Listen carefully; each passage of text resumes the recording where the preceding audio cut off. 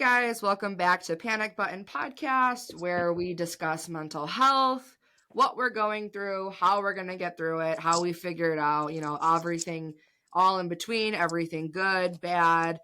I'm going to call this a bonus episode because usually we release these episodes every Monday, but I have a real special guest that I think you guys will enjoy hearing his story, and hopefully it resonates with you, and I'm super excited to talk to him.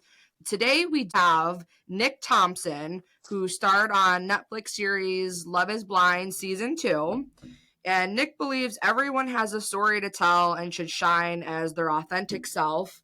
Nick is very passionate about building connections to remove stigmas around mental health, holistic lifestyles, culture, free speech, and more. He's also the host of Eyes Wide Open with Nick Thompson, which elevates these societal issues through honest, authentic conversations with expert guests, all to ensure we show up in the world with our eyes wide open.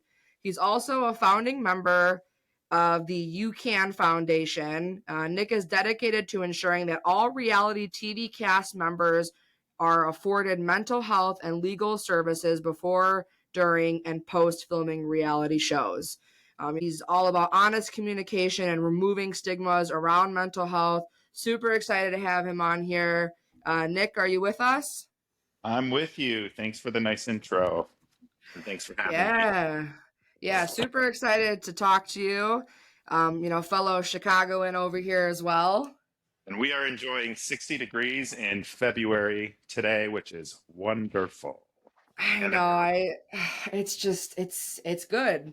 My last couple episodes started them off with telling people that the sun just feels good again and getting out of like seasonal depression. But oh my gosh. Like today was like just one of those top tier days. Like I'm hoping we ride this wave and we stay in this temperature. Well, I was very inspired and excited when the groundhog said, wait, is it if they see their shadow or if they don't see their shadow? Anyway, whatever they did see or they didn't see, it was going to be a short spring or short time till spring. So I'm here for it. We don't need to dip below 40 or 50 again in my book. Right. I mean, you're actually in Chicago, so you probably get it worse. I'm at least in the suburbs. I don't know. Like growing up in the suburbs, it was a mess too. I don't know. Depends. I just feel like it's very weird to be outside in February without a coat in Chicago because I don't know that I've ever done that before until today. Well, or at least like a hoodie. Right? I'm a hoodie and shorts gal, so like I'm loving this. I could walk outside, not feel like you got to carry everything around. So yep. Wonderful. Yeah, big fan. But yeah, small world that literally we grew up in the same area as well. Like I'm living in my childhood home. Oh wow, I didn't know that. Yeah, and isn't that weird though? Because you were originally from where? I grew up in Rolling Meadows, which is by Schaumburg, which is 25 miles-ish outside of Chicago, northwest, right? For the listeners who have no idea what we're talking about with these town names outside of Chicago. So I grew up, went to Rolling Meadows High School, grew up several different areas around Schaumburg and Rolling Meadows. But you were Schaumburg, right? I'm in technically Hanover Park, but my backyard is Schaumburg, so I like to tell people Schaumburg, but be familiar with Rolling Meadows. And yeah, that's crazy. My family has lived here my entire life. We've had this home in our family for 30 years now. Oh, wow. Where about in Hanover Park? Because believe it or not, I used to live there at one point too. Technically, Schaumburg and Barrington Road off of that intersection. Oh, yeah. I know exactly what you're talking about. I bet we've seen each other at one point and didn't even know it. For sure. Right.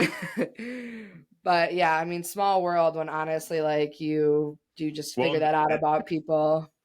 And the way we got connected is really odd because you heard about me from Carrie, right?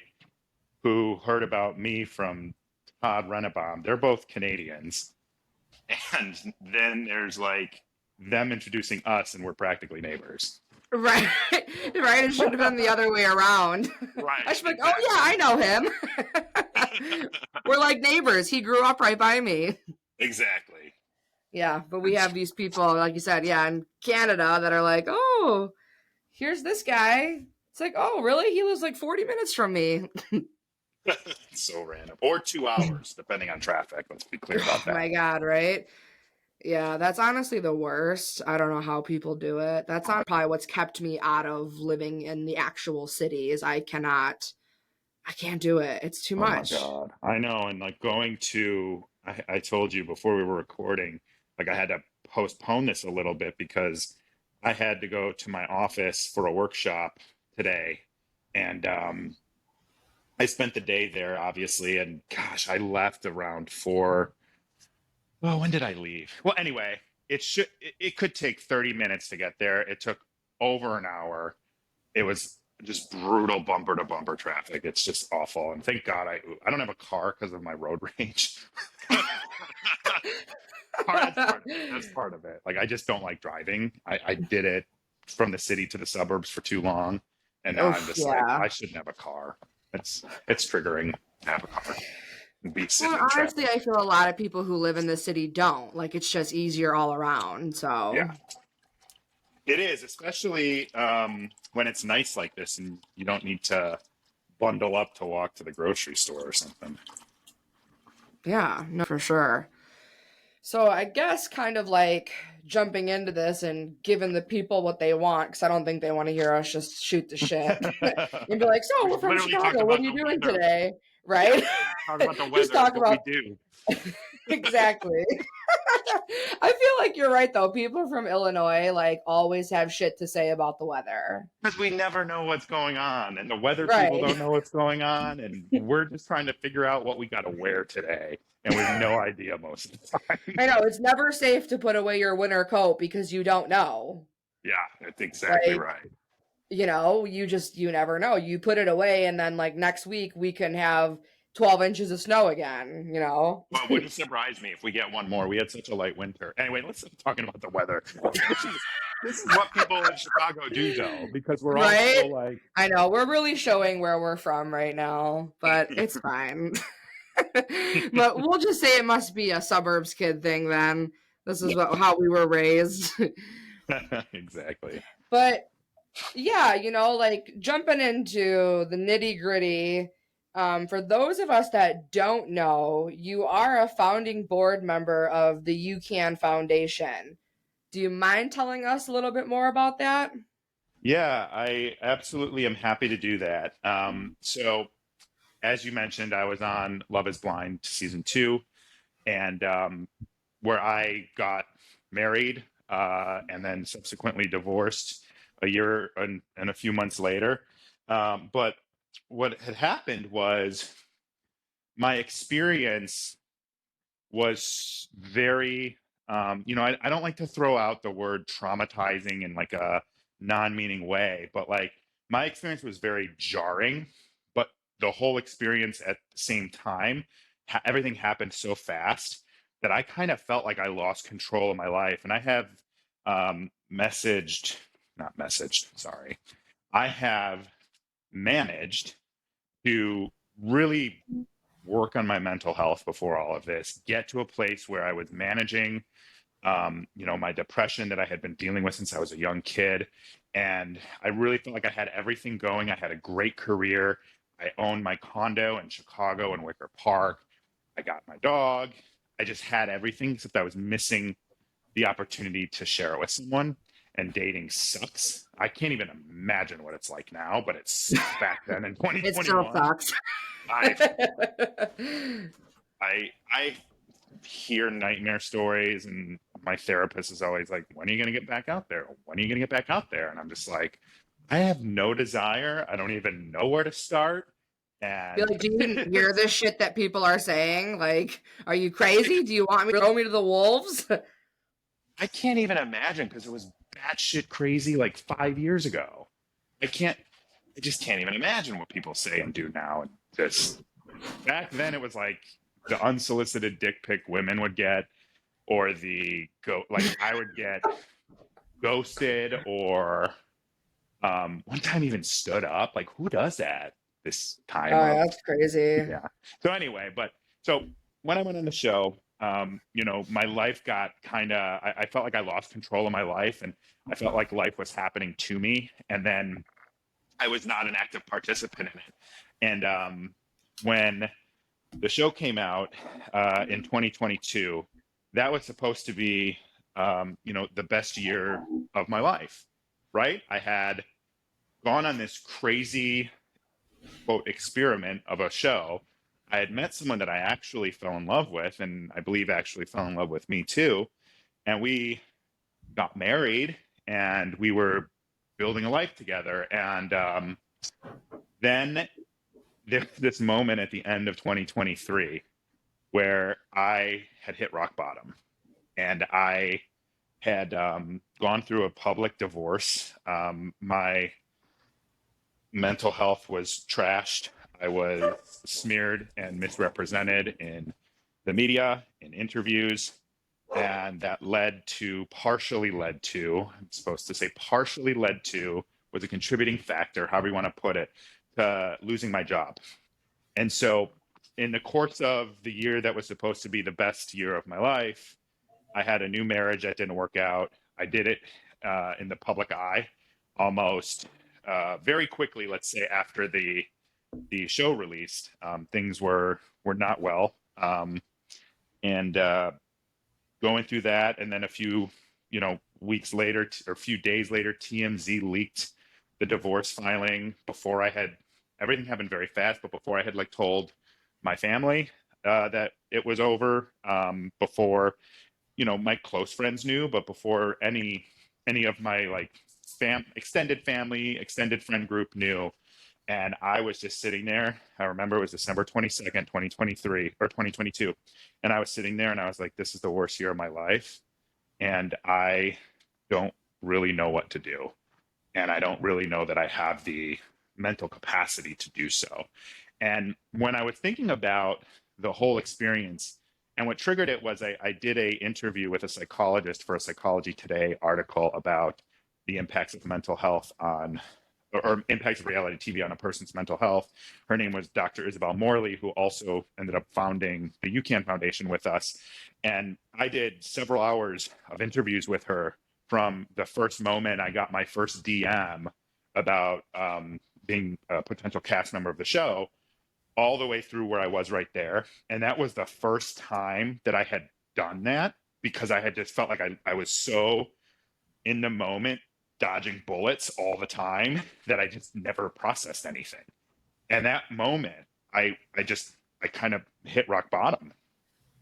And I had said to myself and made the decision, I'm getting off of social media. I don't care about this following. This is not my reality. My reality is what I had before the show, before the, quote, 15 minutes of fame, before being, expected to be a public figure on social media, expected to leverage it to do this and leverage it to do that. All things that I didn't want any part of. I had lost my wife. I had lost my new family. I lost my job. And now I was like, am I going to lose my house? Like, what's next? Yeah. And, it was a horrible feeling. And so I actually took a week off, maybe a little more than a week off of social media. And I was just like, I don't want any of this. I don't want any of this. This has ruined my life. And not only that, and it's not my place. My ex-wife Danielle, what they did to her throughout this whole process, her mental health, was also a driving factor for me feeling how I was feeling, which is, I'll get to your main question, but this I think is good background for people that don't know. To what I saw from the woman that I met at the very beginning, to all of the psychological hurt and pain and torment that they put her through, and how it changed her, and to see her suffering so much, I felt like they I don't think I've ever said this before. I'm kind of emotional for some reason, so I apologize for that. But You're fine. it's I just felt like they didn't give us a fucking chance. Like they put us in this crazy situation. We actually fell in love, but then we were like a shell of ourselves by the time we made it the other end. And feeling, you know, so honestly sorry for myself, even though I could actively tell myself I'm not a victim. I will do something with this. I just don't know what, because I'm a big, big, big believer that everything happens for a reason, even though right now I have no idea, even to this day, what the reason for all of this stuff with the show was. But I was determined to make sure that what happened to her, what happened to me, was not going to happen to other people. And at least I was going to put up a fight because somebody had to do it. And so Yeah. as I came back, I remember I popped back on social media on New Year's 2022 to 2023 to let everyone know that you're going to see all your favorite reality stars and influencers out at galas posting photos for the next few days. And I just want you to know that I'm sitting at home and I'm with a friend and it's a low key night, and that's okay because that's what I need right now. And that was the first time I popped on social media in like over a week, and the outpour of people saying thank you and the support, and the wow, I was feeling bad because I was sitting at home, but I didn't really want to go out with the expectations, and it was an unbelievable. I did not get. I try to cover most of my DMs, but they get out of hand sometimes. But the outpour there, and then that's the other. Once they get out of hand, I'm like, they're out of hand. Like, it is what it is. So it's like you know, like you get so many emails and you stop deleting the junk, and then you're just like, fine, I'm gonna have unread emails. That's just how life's gonna be. That's kind of how that went. But I decided that night, I was like, you know what? I can just be me, and I can share my healing journey, and I can share the things I'm learning and the things I'm experiencing because I am a normal person. Like I didn't ever want celebrity. I always thought, and it's funny because I was voted in junior high most likely to be famous, and several of my classmates sent me that yearbook picture after that. But it was going to be for my ideas, not for me or my relationship. It was going to be because I was going to be a filmmaker or I was going to be a WWE wrestler. And it was just always going to be about like storytelling, or I was going to be president and it was going to be about my ideas, right? Like this was what the thought was. And then I go and you know, this happens. And it's like the most 15 minutes of 15 minutes and the most like, you know, uninspiring thing, especially if the love story doesn't work out. So as I was going through, I'm like, you know what, I'm just going to share. I don't care about increasing my followers, which is what all your publicists want you to do. They want you to follow trends on TikTok. They want you to follow use sounds, pick your pillars, post about each of them once a week. And it's just like, that is not me. That wasn't me before the show. I share something when I have something that I think I can add value or commentary or whatever, right? And so I'm just like, I'm just going to be me. The pressure's off. I don't have to go and post about my relationship or post what I'm doing all day, every day. Like it doesn't matter. And the people that are here for that are here for that. And as I started this kind of trying to rebuild myself back up to who I was beforehand, Jeremy Hartwell, who was also a cast member on my season, he was only there for a few days, but he had a pretty traumatic experience himself, which you can hear him talk about that on his own words, not mine. But he was pitching me this idea for a while of the UCAN Foundation, which we didn't name at the time yet, but the UCAN Foundation, which stands for Unscripted Cast Advocacy Network, is a nonprofit organization, 501c3, meaning all donations are tax deductible and stuff. But he had this idea, and he's like, I think we can help people with, finding lawyers and knowing their rights and advocate for change in the industry. And I remember the first time he told me, I looked at him, I said, you're out of your mind. Like they'll squash you in an instant. and I'm Good like, luck, pal. I believe, Right? I believe my words were, I don't fight losing battles. which is why I'm not like I can't. And in fairness too, like that was when he was first bringing it up. That's when I was like in my there's so much happening to me. I'm not in control of my own life phase too. So it was like the thought of undertaking that was too much. But as time went on, and I was just completely withdrawn from the world of reality TV. I didn't keep in touch with really anyone. In fact, I kind of, if I'm being honest, like I felt like they chose sides and didn't give any or much thought whatsoever that there were two people that were going through this. And so the only person that really checked out with me was Shane was on my season, and he was supportive, and keeping in touch with me, and vice versa too. But I finally started to feel like, oh, when I'm removed from this, I do start to feel a little more like myself. Even though I was having struggles finding a job, that was very taxing. And, to anyone who thinks this is a glamorous life, it can be lucrative if you want to, um, you know, sell your soul or be a full-time influencer or whatever that looks like. Like you can do that in the right circumstances with the right mindset, and if it's something that you want to do. But it's not easy by any means, and also it's got to be something you want to do. Like for me, making videos and selling products, if I believe in it, I have no problem doing it. But most of the companies that I believe in are small and don't do that, or I do something with them for little money, or just to support them because I trust their products. I like their products, right? So around that about way, as I was settling into my life, I was removed from reality TV, the whole world, the majority, if not all of the people, and I started spending time with my friends. I was spending time with my family. I was getting back into the routines that had made me feel the best I had felt before doing this. And then I was ignoring, interview requests. I did not have a publicist anymore. I just did everything myself. I actually handled the majority of my divorce PR by myself, which was very challenging given the circumstances, but I just wanted out.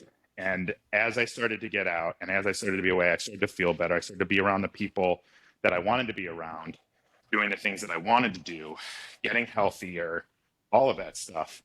And ignoring the Us Weekly People magazine, hey, we want to catch up and see what you're doing, if you're dating, how the divorce is going, like whatever it was. I just ignored them, or I said no. And then there was a Business Insider reporter, Katie Warren, and she DM'd me, and I let her sit for a while before I decided.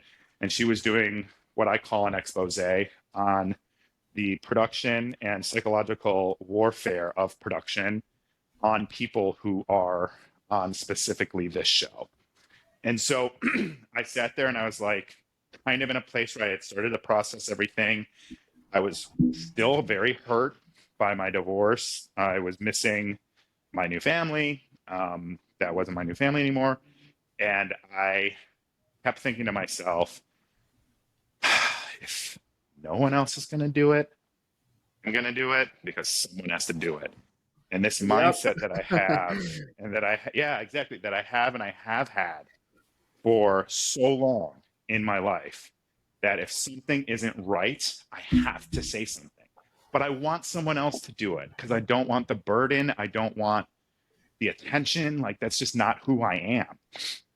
And so when no one else would do it, and Jeremy wanted to do it, and I got this expose, and I'm like, okay, well, if the media is going to actually talk about this, and we can make this a actual big issue that leads to why we need to have the UCAN Foundation, then I'll do it, and I'll break NDA, and I'll speak my truth, and I will have specific goals that I need to add to what our mission is. which was, a little bit more the focus around the mental health and the advocacy and the unionization and the labor practices, which Jeremy has a lawsuit out. And I was like, we can do all of these things. And then I did that interview, and it was a couple days before that came out, and I remember I called Jeremy and I was like, all right, I'm in. But if I'm in, like, we're going all in, and this is like war. So it was announced, or the article was published. The UCAN Foundation was announced in there as sort of an anecdote to counter the production and their message. I think for 3 months I did an interview every single day about my experience, about labor, production, unionization. I swear to God, for at least probably a month, and then maybe a couple a week for like 3 or 4 months, from podcasts, everything. And I realized, I was like, wow, there's actually like an appetite for this. And I was surprised that like there wasn't an uprising quicker, or maybe I just didn't see it, or maybe it happened and there wasn't. And so I kind of dug into it at that point with well, I'm going to do it, and here's how I'm going to do it. So, I kind of road mapped out some things that I thought we could do from like an activist perspective, because I do have a labor, and I grew up working class, you can probably imagine, being out in where we lived, and the burbs. right. And I've been politically active since 2008, working on campaigns, national campaigns, local campaigns, all that stuff. So I had said, I'm like, well, I want to unionize. I used to say, like, I'm going to unionize these MFers, whether they want it or not. And that was when I was like, okay. And then when it just exploded the way it did, I thought this would be something that we worked on a couple hours a month. And then in 5 years, it would be like, okay, we've helped like 12 people and, whatever. And it just exploded. And we have over 100 cast members that we've talked to. We have hundreds of therapists that have reached out to join our network. We have, I don't even know how many lawyers anymore, several lawyers, several firms, all reaching out to be part of our network to help us where they can help us, to support us. And it's just been like it's been a bit of a humbling experience, I would say. It's a little more on brand for me than being known for my relationship on a reality show. But that was kind of the origin of how it started. And now we're coming in on a year in April. And it's just crazy to think about where we are versus where we started. And, I'm really proud of it. And I'm proud of the things that we've done to help other people that have been silenced by what I would argue are illegal NDAs. I have a charge with the National Labor Relations Board claiming that we were misclassified as contractors, which is how they classify you in your contract to get out of adhering to any labor laws, and to give you NDAs that would be illegal if you were considered an employee.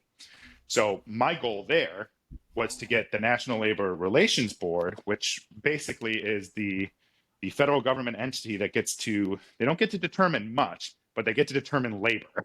And so if they conduct their investigation, which is still underway, and they determine that based on how many hours we worked, based on our location, based on how much control they had on us and for how long they have it, and they declare that we're technically an employee, those NDAs, by and large, are going to be null and void, and everybody's going to be free to speak about their working conditions, talk about union organizing, and be basically protected under the National Labor Relations Act to speak openly about your working conditions, which would be a huge step, because you sign so much away in those contracts. It's pretty crazy when I look back and realize how much control it actually was, even though until you experience that, that's one of those things that you don't understand. Like, I read the contract, I had amendments made to the contract, and like reading through that now, I'm like, why did I think this was a good idea? like for 5 years, I can't run for office. Not that I'm running for office, but like, why?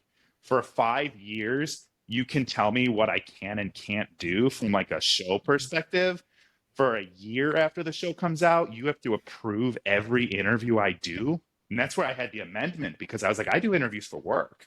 Like, I've got to be able to go on podcasts and talk about my job and my company. And so it's like they own you. They just own you in so many different ways, from your time to your resources, to how you can leverage the fact that you were on the show, to which podcast you can go on, which interviews you can do, all of that stuff. And it's just crazy when I look at it from where I am now. So we've made a lot of progress with the foundation. And my whole point of starting it was, I don't think that people should have to go through what me and what I saw my ex Danielle go through. And yeah, I think people deserve to be protected from exploitation anywhere, and reality TV is no different. Yeah, I mean, 100%. I mean, the fact that you guys have come in, it started off basically, like you said, as an idea, and you're like, nah, no way. And then turned around and we're like, okay, we're doing it. And it turned into something great and something big. It's good. Like, you love to hear those stories that it wasn't exactly what you wanted, going on to the show, but then turned out to be almost everything you needed, to get to you to where you're at, to be able to speak about what you speak about. I kind of resonate with that a little bit. I mean, you and I have talked about how you had said, if you weren't going to do it, who was?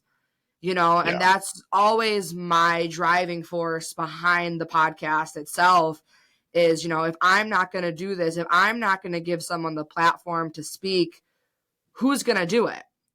And who's going to give it to you when you need it? Right. Yeah. So I definitely value, what you have brought to the community. It's incredible. I appreciate you saying that. And I'd be remiss to say, a week or two into this whole thing, Nick Vile on his podcast called me and Jeremy a bunch of motherfuckers. And he's like Stockholm syndrome, man. He's got so much sympathy. He's so open about all the stuff he went through when he first got off of his 6, 7, 8, 9, however many tours of The Bachelor or Bachelor in Paradise he did. And it's wild, but he got a backlash from probably 70 to 80% of people that saw his take.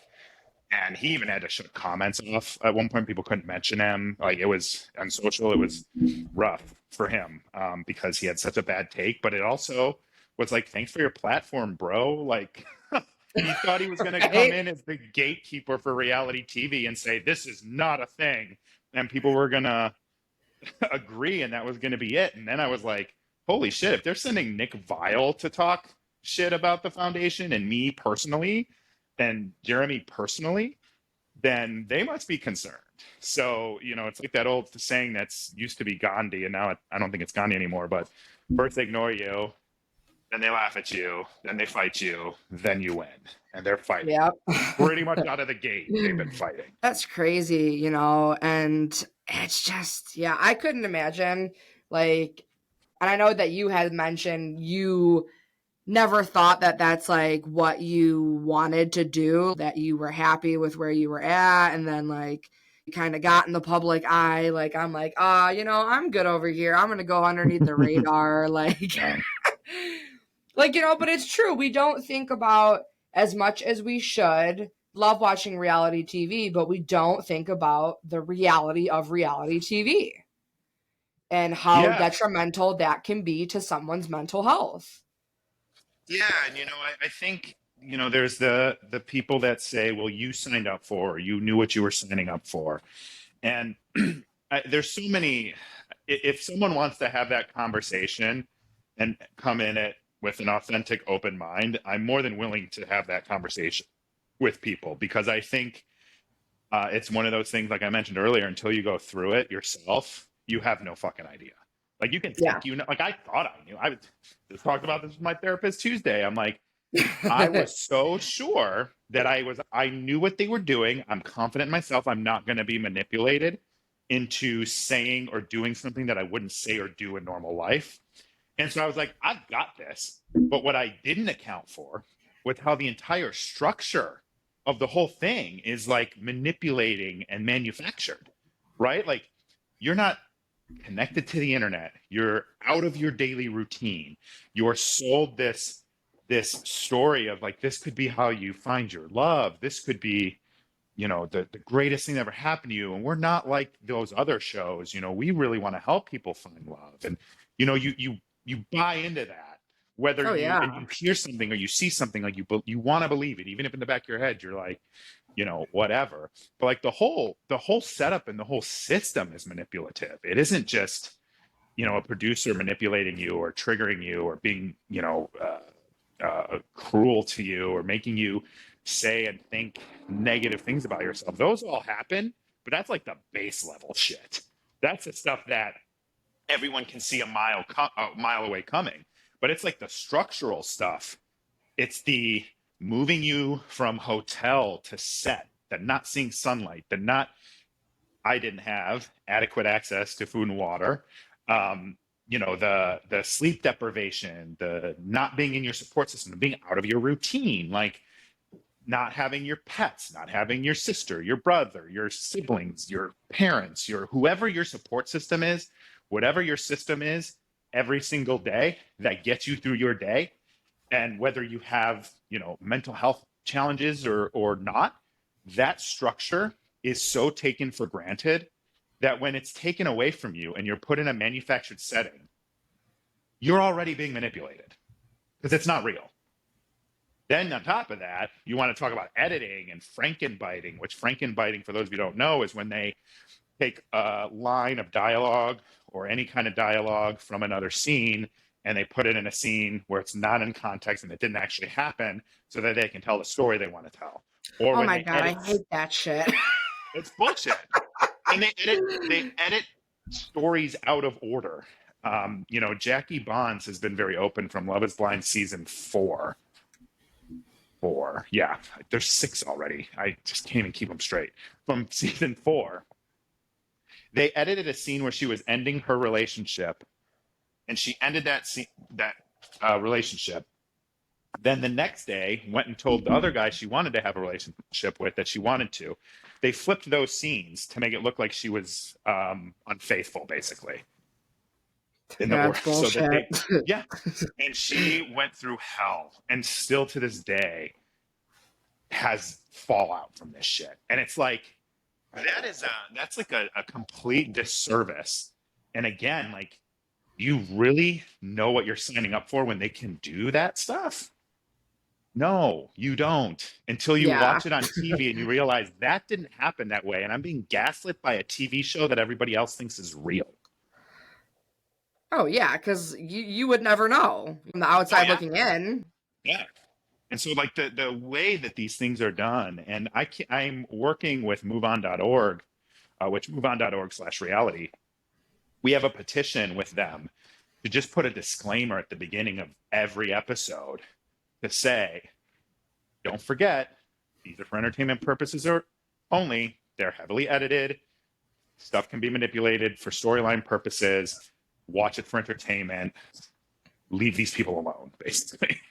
Um, Yeah, yeah, seriously. because these basic things people have lost jobs, people have lost their businesses, all because of a reality show edit. And the audience is a bunch of, vultures about it. It's just awful. The stories are just awful. We can't have this Hunger Games like, Squid Games like, gladiator games from Rome like events of reality TV where we watch people publicly be destroyed in manufactured situations for our entertainment. Like, it's just it needs to be better. Reality TV needs to be made ethically. It can be made ethically. We're humans. We're always going to be drama. There's always going to be storyline, but you got to have some rules and regulations and basic laws to adhere to when you're taking people's lives, putting them up for the world to see, and then not even telling it necessarily authentically. Yeah, yeah. I mean, that's just complete bullshit. It's Um, like I get so there's like I no other remember way to put it, honestly. Like, I want to be nice and be like, oh, that sucks. But it's like, no, that's fucking bullshit. yeah. Well, Like, and the there's other no thing, nice way around it. oh, I totally agree. And listen, people do bad things too. And I'm not saying people don't do bad things, but I'm saying there's like a structural like manipulation in these situations. I've compared it to cults. I've had several people who are in cults tell me it sounds just like a cult. I've had cult experts say, I've always kind of thought these were a little culty, and now talking to you, it's pretty close, if not completely the same. And so it You're is like, just, oh, fuck. oh, I know. Well, that's part of it. I'm like, I never thought like the realization of how manipulated all of it was, and it's just crazy. It's like it's structurally a lot, and I just don't want to see people have their lives ruined or their mental health ruined, or some people have been like physically messed up for the rest of their life doing stuff that these shows want them to do that they didn't want to do or that weren't safe. It's really unfortunate, and it's all for our entertainment. Is that the kind of society we want to live in? I think no. Right. That's honestly like the most fucked up part of it all. It's like this is what they think we want to watch and what we want to entertain ourselves with. And it's crazy. Yeah. Yeah, And I I think just, there are genuine people that don't know, like they don't get it. They watch it. It's in one ear out the other. They don't think about it. They don't follow it all on Reddit or follow all the couples or all the cast members or the contestants if it's a competition show. Like, and I think those people, if they knew, most of them would probably be appalled. So that's the oh, yeah, advocacy I think it piece. would definitely change the way that they viewed those things. I think so too. I think so too. So I know that you mentioned that the show had caused a little bit of depression, but you had battled depression since you were a kid, right? Yeah. So I grew up Catholic, and can you hold on a second? I gotta get a good cough out. Let me put myself on mute. Yeah, You get it you out, edit? man. Sorry, do you edit this at all? Yes. Okay. We're leaving this in now. Well, you can if you want to. All right, give me just 1 second here. You're good. All right. It's like one of those things where I have a bit of a sore throat this week, and when I've been talking all day at work, and now I'm just like my whole throat is caught up. But Oh, anyway, you're good. okay. You're good. What was your? Oh yeah, the depression. Okay. Yeah, just like I know that you said that obviously the show brought that out even more, but you said it was something that you've kind of always battled. So I just, Yeah. interested in hearing a little bit more about that perspective as well and how, how that has affected you. Yeah, I grew up Catholic, and my parents divorced when I was about 5 years old. In retrospect, and I didn't know at the time, obviously, I was probably 6 or 7 when I started, or when I can recollect, starting to feel the symptoms of depression, the loneliness, the hopelessness, the like withdrawing. I couldn't believe for like a kid how withdrawn I was when I look back on it. Um, and it was, I didn't want to go see my dad. I didn't want to be at my mom's. I didn't want to, go anywhere. I didn't want to hang out with my friend. Like this was an ongoing thing. And I had no idea what mental health was growing up Catholic, going to a Catholic school. It was, a trust in God. God has a plan for you was the message, Yeah. more or less. And I had no idea. And then I met a friend in high school who suffered with anxiety and panic attacks.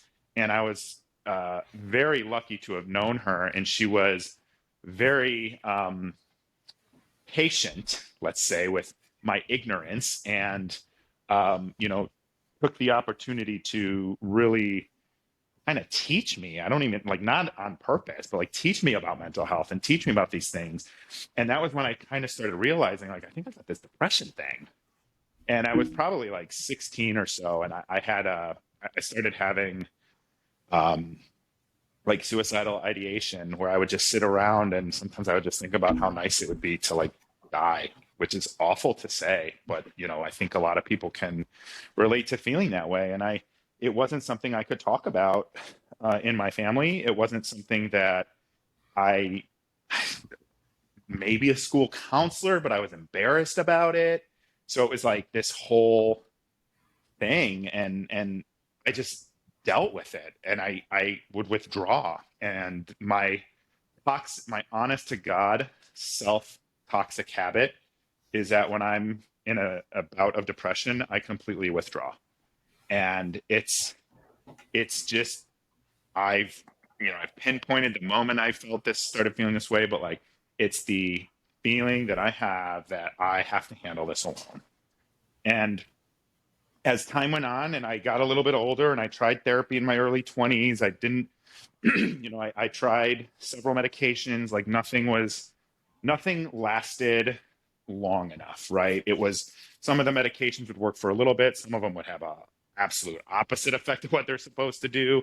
I stopped the therapy probably after a year. I felt it wasn't, at the time, I felt like it wasn't doing anything. Now I look at it, I'm like, I wasn't ready for it, right? They say 90% of therapy is what you do outside of the office or whatever, 95%. That's so true. I had no idea. Like, I had no idea that I was supposed to be learning coping skills and putting structure in place to make sure that I, didn't get these long bouts of not leaving my house and all of this stuff. I had no idea that that's what I was supposed to be doing in therapy in my early 20s. So it's like, so I continued with the pattern, right? Was I would feel depressed about my career, relationship, family, whatever. And I would just withdraw, sometimes days, sometimes weeks. There were times I'd have to miss work, couldn't get out of bed. And it was just something I lived with. And it's so hard to believe that. And then it would impact relationships and it would impact friendships because I would go MIA, or I would have very little energy, or be with a significant other and just not be engaged, but not be able to say why. And, they think something's wrong with them or something isn't working in the relationship. And, why haven't I seen you in a week? And it's just this stuff I was just hiding. I was hiding it because I was embarrassed, because I didn't think that, first of all, men should feel that way. I didn't think that I had any right to feel that way. And I thought there was something wrong with me. And so I finally sought out therapy again, probably 2016. And it started, like, I was ready. And that was I didn't want to live my life the way I had been living my life. I didn't want to feel like I had to do everything by myself. By the way, still my toxic trait. I completely withdraw as much as I could possibly do this weekend. So it's like, I know it's my trait, right? But I try to manage it. And as I was going through therapy and learning what I needed, one of the big things I knew I needed was I needed structure. So I got myself like enrolled in hot yoga classes and regular walks, and eventually got a dog, because then I would have to get up every single morning and I would have to leave the house, and I would have to, because he was requiring me to. He deserved to go outside. He deserved to go on a walk, so that was a big helper for me.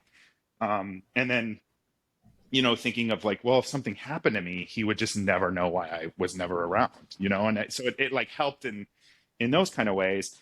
And I started figuring out what I needed in a partner too, which was through plenty more trial and errors. I would say it was, some significant relationships that didn't work out, but I learned from them, and I can always look back and be like, this is what I needed. This isn't what I needed, and kind of like get to the point where I was. I focused on my career. I sacrificed a lot for my career because I wanted to outgrow my socioeconomic childhood, right? Standing in childhood. So I was very focused on my job. I finished basically college, and then I became a VP of marketing. And I bought my condo, and I got my dog, and dating sucked and I was in a really good place. And this is, by the way, like I had a bad breakup right before COVID, and just getting through COVID and getting to the place in that time, like proved to me that I was really resilient. And so I started getting confidence from that. Like I survived the fucking pandemic with depression, single, heartbroken at the beginning, and I am fucking resilient. And it actually built a lot of confidence. And I had Oh, fuck just yeah. figured, yeah, I had figured so much out, a lot of it with the help of my therapist, but also like becoming self aware, which I was, but I wasn't. Realizing that I'm very reactive and I wanted to be responsive, and being able to like teach myself how to not say that snarky comment back because I'm projecting that I'm actually hurt. Like things like that were, I was, I was kicking it, man. I'm like, I was flying on all cylinders. I had the brand new tires on the car. I was rolling to this show. Like I literally was like, I don't care if I find someone to get married. I don't care if I go home the first day, because I'm gonna be me and it's gonna work or it ain't. But never are you gonna see this or look back on this and act like or feel like I didn't act like myself. I was rolling. And all it took was like a year and a half for that to just become completely unraveled. That left me back to where I was on December 22nd, 2022. So Yeah. I mean, I guess like from that, like what do you do to stay on your path at this point? Like, well, since we're being honest, I'm not as successful as I was before. I have things that I know work for me. One of them is walks. I go on a lot of walks. I try to be outside as much as I can, which for like 5 months out of the year is almost impossible here in Chicago. we need to Um, move. Serious, you know what? I was in Tampa a few weeks ago, and I'm like, why the fuck am I not down here? Like, why in Chicago when there's places in this country that are nice like this, Right? That 50 never degrees. experienced snow. Like, ugh. Right. So I don't know, but yeah, it's a lot of walks. Doing the You still do any podcasts. yoga? So I do a little bit of yoga at home, but after the pandemic, this is like such a stupid sidebar, but after the pandemic, I became really good friends with the yoga. Well, really good. We became friends, me and the yoga instructor that I would go see. And when the pandemic hit, they furloughed all of the yoga instructors, obviously, right? And then when they started opening back up things again, they like weren't going to pay him the same amount, let alone what he's worth, which is more than what they were paying him at the beginning. And that was just kind of like a bad taste in my mouth. And so I would go do yoga. So he started his own company, and he would travel to different studios and different beaches and like a rooftop bar during the day. And so I would do yoga with him. But I actually, a year or so ago, was really wanting to get kind of more into better like strength shape. So I started doing more circuit workouts, more weightlifting, and I incorporate yoga and everything I've learned through all my injuries and of physical therapy into these circuit workouts. So I kind of just like build them on my own with knowledge I get from, personal trainers I know, or people that might as well be personal trainers that I know. And then try to keep the yoga in there for the flexibility and the longevity. Yeah, I feel like every episode I usually talk about how I want to start yoga, but I have not. I need How to. I feel come? like it'd be great. I don't know. I just like, for me, it's personally like really putting aside that time for self care. This is my self care, like talking to Mm-hmm. everyone, and it's therapeutic. And I'm sure you can relate to that. You have a podcast and talking about mental health and being able to share our stories. Like, that's super therapeutic. And I don't make as much time as I should for those things. Because, like, I even want to start doing meditation. Oh I God, think I that don't would think be I'll good ever be able to do too. that. So I think if you can Really? master that, I've just come to terms with my meditating as my walks when I do tech-free walks. Well, So yeah, that's fair enough. Oh, it's so just you said you do a tech free walk? not all the time, but sometimes if I really need to. I'm a big podcast listener, and I'm like a news junkie, so I'm listening to news podcasts all the time, sports podcasts all the time.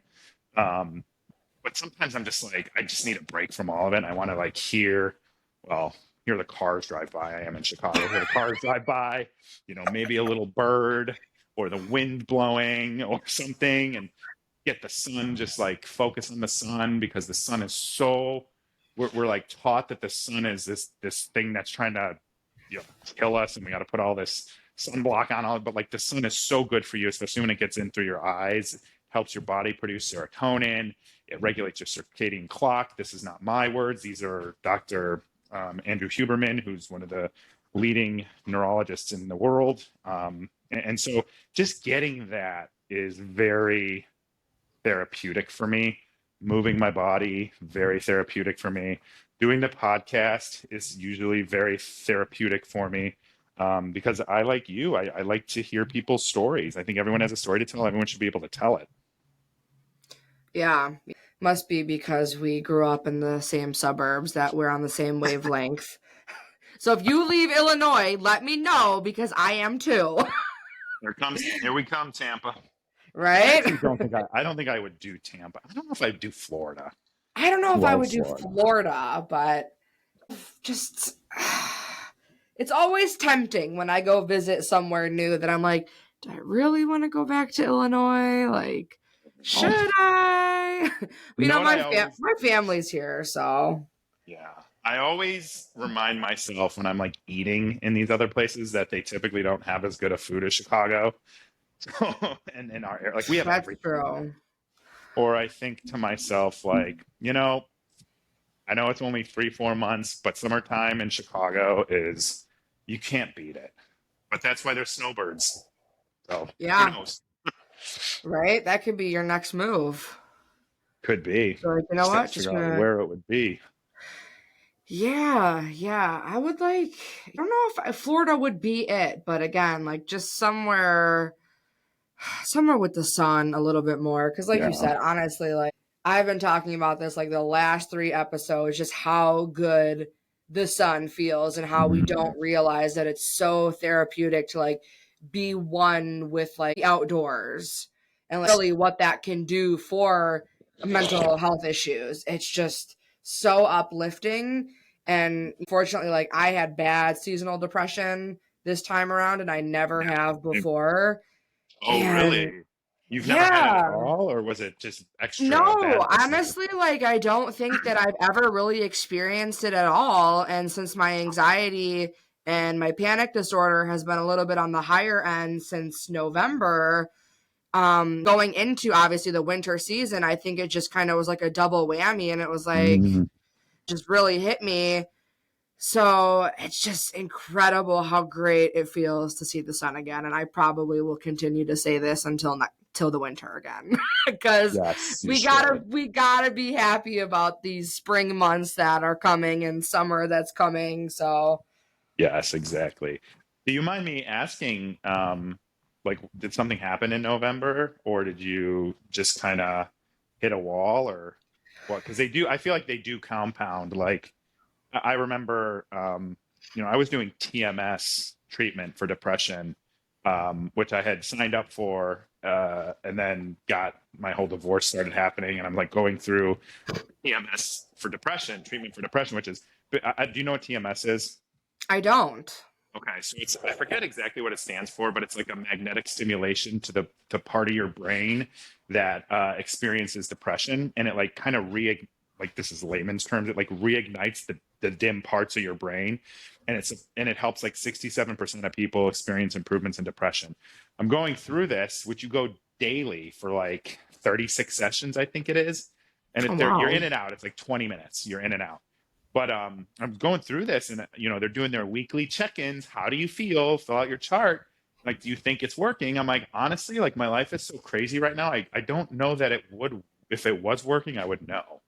It's going to be like, right. So my point there is like things compound, right? So it only takes, one thing, and then it's the time change, and then it's, the seasonal depression hits in, and then you're depressed, so your anxiety probably increases. And I'm not trying to put words in your mouth, but I think you're onto something if you had something that happened. Yeah, so I think a lot of my problem is I don't like to experience feelings. Like, I'm not a very feeling person per se. So I lost my dad in 2022, and he passed away sporadically, which was just Mm, completely life changing. awful. You So know, like sorry. thank you, I appreciate it. You know, we are in this mindset of we're going to watch our parents get old and just kind of let nature take its course. And my dad we just got the call that he had passed away and out of nowhere. So that was probably the hardest thing I have ever dealt with. Still till this day, it was only 2 years ago, but still to this day. And it almost sometimes still doesn't feel real. So I think I carry that a lot with me still. And then I have gone through a divorce as well. And I'm so sorry for that. yeah, yeah. I'm kind of like you. I think everything happens for a reason. I have a beautiful son that came out of it. I carry things around, and I think a lot of things just really stacked up, and my anxiety just kind of went from 0 to 100. I mean, obviously the pandemic was terrible, and I got my gallbladder removed in Oh November. my Next day, God. I got COVID. So I was recovering from surgery while I got COVID. So that was like a double whammy again. Couldn't see my family, couldn't see my son. I'm a huge person of routine. I think a lot of people can resonate that if you do battle anything mental health related, we're big routine people. It's important, even just as human beings in our environment, we're very routine based. And when we're taken away from that, I think it really does kind of like fuck shit up, The So, structure, that's exactly what I meant by the structure. It's like I know yeah, that I have to do these things in order to keep myself not even well, but like afloat. Like if yeah, I, like over this weekend, I mentioned like I kind of withdrew. I was, struggling, and it was like I still got to walk the dog, right? I'm gonna go take this walk. Like I planned my route. This is where I'm gonna go, so that there isn't like when I get to the end of the block, I'm like fuck it. So I plan. I'm gonna go this way and walk this way, or I'm gonna walk to this store or this taco. Like just plan it. Put the structure in place. It's a game changer. So you and your gallbladder and then not being able to be around your family and having COVID, like that's just like complete disruption. yeah. I felt like life literally had swallowed me and shit me out. Like I had just hit my bottom. And for being in my 20s, I had never hit that bottom. So, losing a parent totally changed me. And it caught up to me, is what I like to say. So, yeah, I've been battling hard since November. And I can relate to what you've also said is, sometimes it's hard to admit, and it's a little embarrassing. You almost don't want to come out and say it when you are having a hard time. But honestly, again, like we have to be transparent, and we have to be honest with ourselves. I'm a fixer. I'm a doer. I want to get better, and I want to help people get better and do whatever I can, because we're not alone. We're all experiencing any type of, mental health circumstance, whether it doesn't matter what it looks like, it all still falls into the same bucket of there's times where we can feel like we're the only person going through it. And that is 100% not true. I So couldn't I agree just more. kind of dug myself out of the little hole that I got into, and I'm starting to feel like myself again. So it's a Good. beautiful thing. Yeah. What are some of the things that you've been doing? Because that's only 3 months ago, 2.5, depending on when in November, right? Like, what are some of the things that you found that work for you? Yeah. So, I mean, full transparency, I don't hide it from anybody. I've been on medicine for anxiety since 2016. Mm, So I was on Lexapro, the highest dose actually, for about 7 years. Oh, So wow. my first thing was to kind of talk to my physician about like, hey, I don't know what's going on. This isn't really doing what it used to do. Talked to a psychiatrist as well, got into therapy. So I made a lot of personal changes that were needed in order to just get through, and for me, that looked like altering medication. I switched prescriptions. I talked to a therapist weekly. So kind of Very just good. really prioritized what I needed to prioritize. I'm a mom. I have a full-time job. I co-parent. I have a partner. So, it was a lot to juggle. And I was like, okay, like I have to be good for my son. So like, we gotta figure this out. Mm. So therapy is incredible. I think that even people that believe they're mentally stable need to go to therapy. We can all benefit from one way or the other. So that's been huge for me.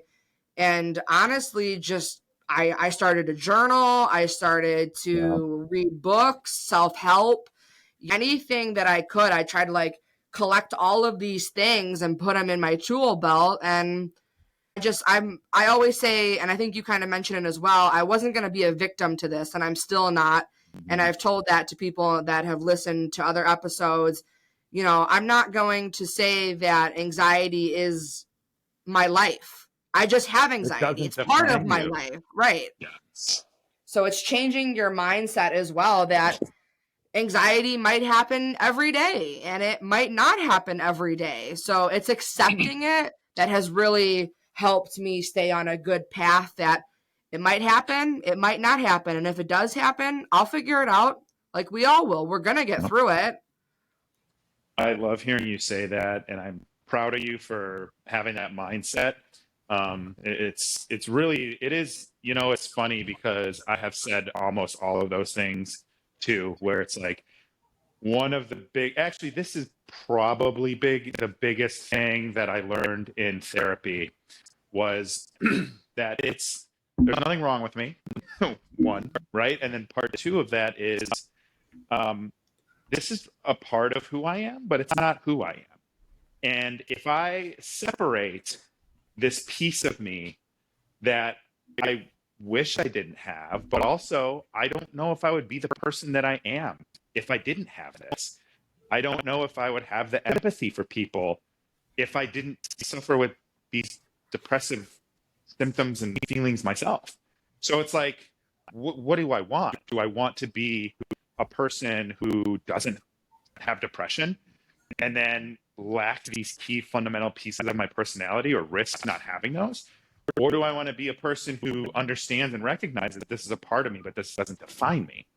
And changing that mindset to being acceptable or accepting it as a piece of me, letting myself sit in the feelings when I need to, knowing that that's not the end and it's a valley.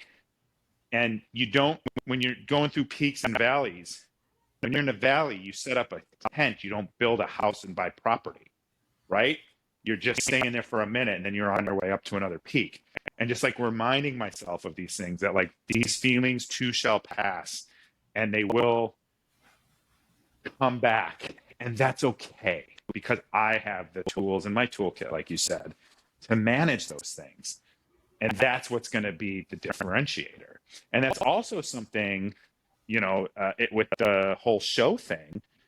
I, you know, I would, I did tons of interviews when I was looking for a job, and the ones that would go to the end, it would always be that last HR call or whatever about being a public figure. And I just remember like how I was trying to figure out how I felt about that so that I could answer that authentically. Because, there were several times where they were like, we don't want to risk it. You Google your name, like people aren't going to take you seriously. Some people might not like you. Like I heard all of it, right? And when I finally figured out was I'm not defined by my time on that show or by the relationship. Even if I was in the relationship, I'm not defined by that. I'm defined by who I am and who I show up as in the world. And that person is always going to be doing what they think is the right thing. Now, that can also not always be the right thing, but I'm going to have conviction knowing that I'm doing what I believe is the right thing. And this thing with the show, that's a part of me. I'm not defined by that. I did not have any intentions, nor did I ever try to go be a, social media influencer or a reality TV star. I went on because I thought maybe I could find love. And I was totally fine if I did and totally fine if I didn't, because I was just going to be me. And so getting that and realizing that too does not define me.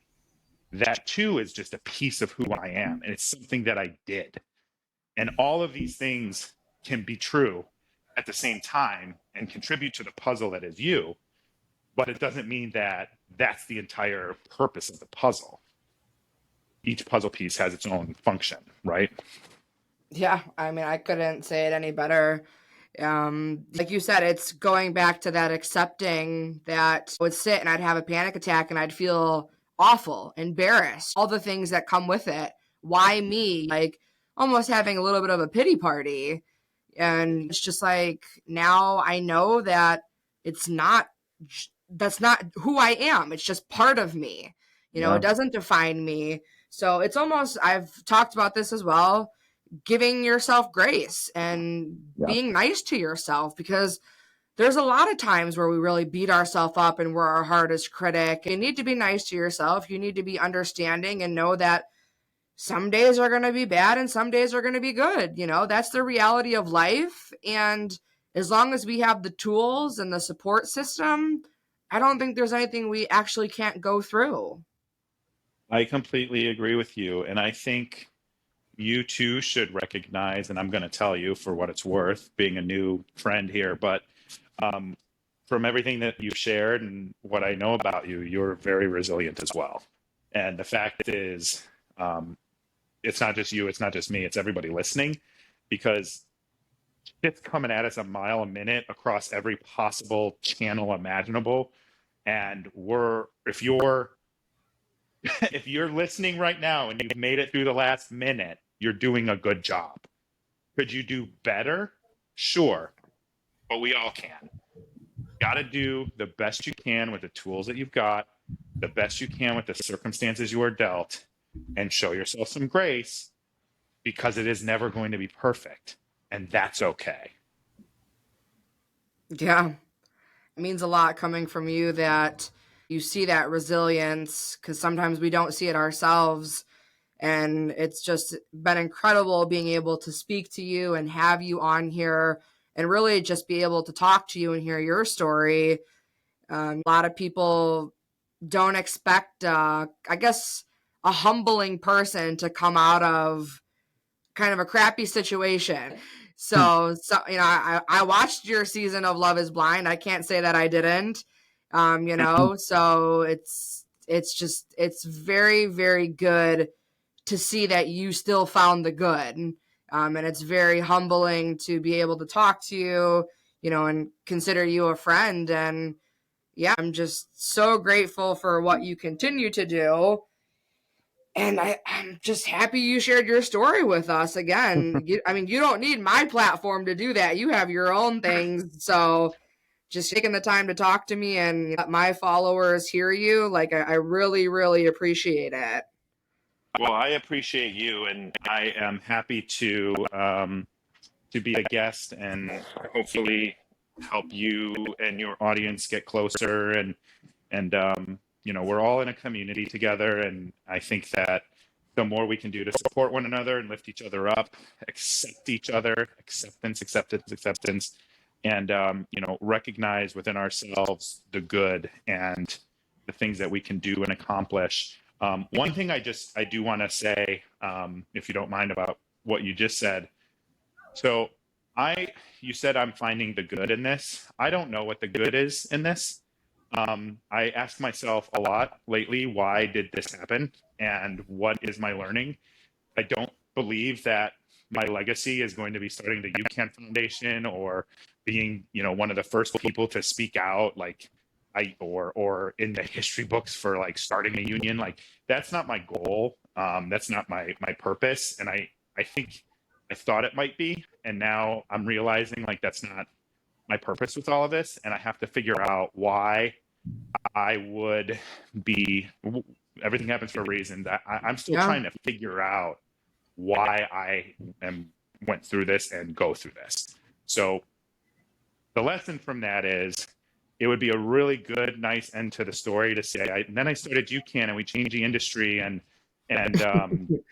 you know, I helped some people, and that's my legacy. That is not my legacy. It's something that I did, and I'm still trying to figure out why I survived all of this and what I am going to learn out of it, other than reality TV is exploitative and mentally damaging to people. Right. Yeah, sometimes you just don't know the answers right away, and that's okay, was why I wanted to clarify that. This is not the ending to my story. We're in the middle of a chapter, and you know, I'm still trying to figure out what the purpose of all of this for me was. I mean, and just you just do a great job of like really figuring it out, and that's what we're really all here for. You know, I like to always end my shows by saying, we're not going to push that panic button. We're going to figure it out. So, I mean, if I love that. we're going to do it, we're going to figure it out. Yeah, I absolutely love that. Yeah. Well, Thank you for what you're doing. Yes. Thank you for what you continue to do. And again, it's been incredible having you on here. You're such a nice guy. And it's just small world again. 2 people from Chicago probably crossed paths. Like, you know, I really value this conversation and you taking the time to do it. So, Absolutely. Yeah, And don't forget, means a lot. 2 Chicagoans connected by 2 Canadians, eh? Right?